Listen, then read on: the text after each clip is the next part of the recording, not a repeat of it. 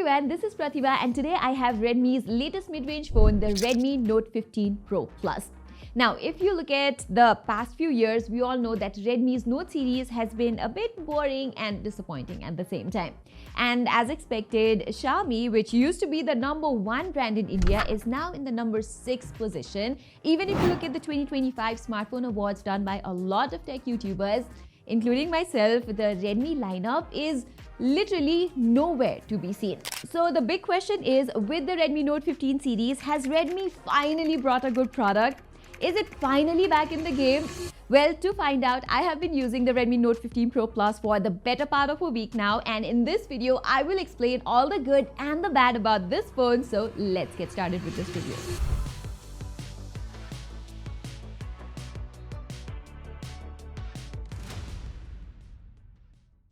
Okay, let's start with what has improved this year with the Redmi Note 15 Pro Plus, and here this time I really like this year's design. I think Xiaomi has done a very good job. The back here is made of this really cool leather finish which feels quite premium in the hand. Even some of the color options that Xiaomi is providing are really attractive, and unlike most other mid-range phones where you get a flatter look these days, Xiaomi has added these subtle curves on both the back and the front, which really helps with the grip and it makes the phone comfortable to hold. We also get an official IP68 and IP69K rating. Last time, the IP69K rating was only available on the Indian variant, but this time the global variant has it as well. Redmi also claims drop resistance up to 2.5 meters, probably because we get Gorilla Glass Victus 2 protection on the display. I haven't tested it myself, and as a consumer, I don't think I would want to take that risk either, so don't fall for the marketing gimmicks. Another thing I noticed here is that it's a bit wider than your usual phone, but overall design-wise with this leather back, I'd say the design is a solid A.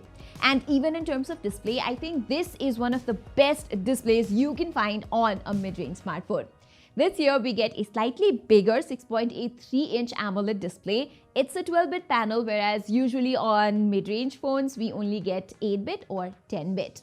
There's also high PWM dimming, HDR10 Plus support, and Dolby Vision worked really well on almost all of the OTT platforms I tested. The brightness is also quite good, so yeah, the display experience here is really good.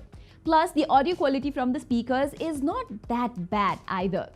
Likewise, the battery life has also improved this time around. We get a 6500 mAh battery here, and with the Indian variant, it's expected to come with an even larger 7000 mAh battery. So battery-wise, I did not have any problems. It has really good endurance. Plus, with the 100-watt charger that we get inside the box, charging is pretty fast too.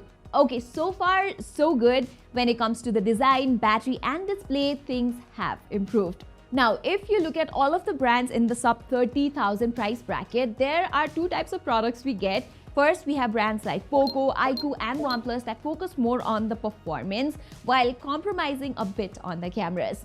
Then there are brands like Samsung, Nothing and Realme's number series. They usually offer pretty good cameras. But the problem with the Redmi Note 15 Pro Plus is that in this 30,000 price bracket, they have compromised on both of the aspects.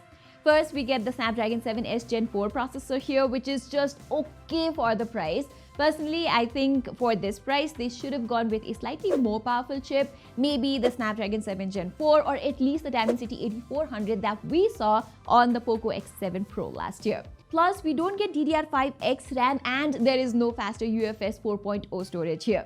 It runs on DDR4X RAM and slower UFS 2.2 storage, so this phone does not feel very fast. For normal users and day-to-day work though, it is completely fine. It gets the job done. Even in games like PUBG, it only runs at 60 FPS, not even 90 FPS, and demanding games are basically out of the question here. So for the price, this is definitely not the best performance you are going to get. Another thing I'm really disappointed about this phone is that it runs on HyperOS 2.0 based on Android 15, not Android 16. To be fair, there aren't any major issues or bugs like we used to see with Xiaomi's UI, but still, I think they should have given Android 16 out of the box. And number two, even in terms of cameras, I would say it's only decent. Xiaomi has improved the color consistency this year, and I think the colors look more natural, but I still feel they could have done better with the choice of the ultra-wide sensor because they're using the same 8 megapixel ultra-wide camera and the output is a bit soft. The main 200 megapixel camera is decent though. I was able to get some good photos out of it. The colors and the dynamic range look okay for the most part. The lens is slightly faster as well, and even in low light, because of the 200 megapixel sensor, I was able to get decently bright and usable photos. But on the global variant, there is no telephoto lens for portraits, and because of that, the portrait photos are not very good here. So for someone who likes to click a lot of portraits, this is definitely not the phone I would recommend. In terms of selfies, well, those have improved. There's a new 32 megapixel sensor and selfies come out decently good. They're not bad and are better than what we used to get earlier. But still, there is no 4K video recording in the selfie camera, and for this price, I think they should have provided 4K recording.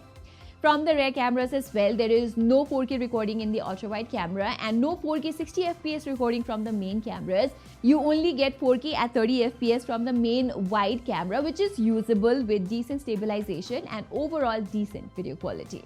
So yeah, the cameras here are kind of a mixed bag. They've done some things right, but at the same time, considering the price, I think they should have provided at least a 3x telephoto lens and a better ultra-wide camera. So overall, my verdict for this year's Redmi Note 15 Pro Plus is that this series is no longer exciting. It is no longer as special as it used to be. Just like last year and the year before that and the year before that, the Note series has become an average lineup, and I really can't explain why Xiaomi did not address the mistakes they have made previously. When we talked about the Redmi Note series in the past, it was all about providing great value.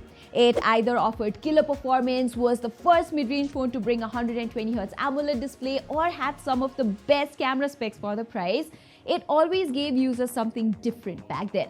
But right now, I think the Redmi Note series is pretty average, nothing special, and that's the sad reality. What do you guys think about the Redmi Note 15 Pro Plus and the Redmi Note 15 series in general? Let us know in the comments, and while you're there, please do not forget to subscribe to our channel. Saying this, I'm Pratima and thank you so much for watching.